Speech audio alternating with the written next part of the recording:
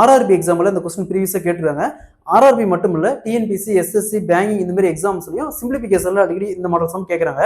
அதாவது 11 முதல் 90 வரை உள்ள எண்களில் 7ஆல் வகுப்படக்கூடிய எண்கள் எத்தனை உள்ளதுன்னு கேட்கறாங்க. இப்போ எக்ஸாம்பிளுக்கு 14 7ஆல் வகுப்படும், 21 7ஆல் வகுப்படும், 35 7ஆல் வகுப்படும். ஸோ இந்த மாதிரி எத்தனை எண்கள் உள்ளதுன்னு கேட்கறாங்க.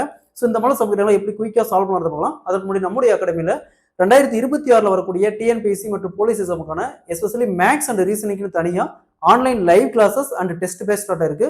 ஸோ கிளாஸஸ் பத்தி வேற ஏதாவது டீட்டெயில் வேணும்னா மேல இருக்கிற நம்பருக்கு கான்டெக்ட் பண்ணுங்க. கொஸ்டின்ல 11 முதல் 90 வரை உள்ள எண்களில் 7ஆல் வகுப்படக்கூடிய எண்கள் எத்தனை உள்ளதுன்னு கேட்கறாங்க. ஸோ ஃபர்ஸ்ட் இந்த 11 எடுத்துக்காங்க. 11க்கு மேல எந்த எண் 7ஆல் வகுப்படும் பாருங்க. 12 வகுப்படாது, 13 வகுப்படாது, 14 தான் வகுப்படும். அப்ப 14. அதே மாதிரி கடைசி நம்பர் 90. 90க்கு உள்ள எந்த எண் 7ஆல் வகுப்படும் பாருங்க.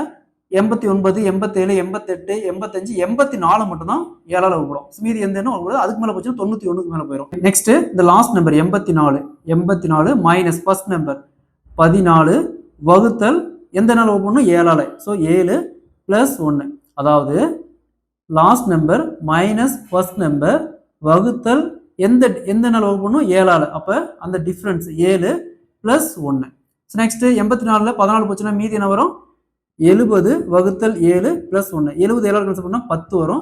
10 பிளஸ் 1 ஈக்குவல் டு 11. ஸோ அப்ப 11க்கு மேல 90க்கு உள்ள வர எண்கள் பார்த்தோம்னா மொத்தம் 7ஆல் வகுப்படக்கூடிய எண் பார்த்தோம்னா 11 இருக்குது. Option C is the correct answer. இதே மாதிரி இந்த சம் பாருங்க. 10 முதல் 125 வரை உள்ள எண்களில் 8ஆல் வகுப்படக்கூடிய எண்கள் எத்தனை உள்ளதுன்னு கேட்கறாங்க. இதே மாதிரி தான் இந்த சம் சால்வ் பண்ணிக்கிற ஆன்சரை கமெண்ட்ல போடுங்க. ஸோ ஃபர்ஸ்ட் 10க்கு மேல பார்க்கணும். அதே மாதிரி 125க்கு உள்ள பார்க்கணும். ரெண்டுக்கான டிஃபரன்ஸ் வகுத்தல் என்ன எண்ணோ அந்த எண்ணு பிளஸ் 1.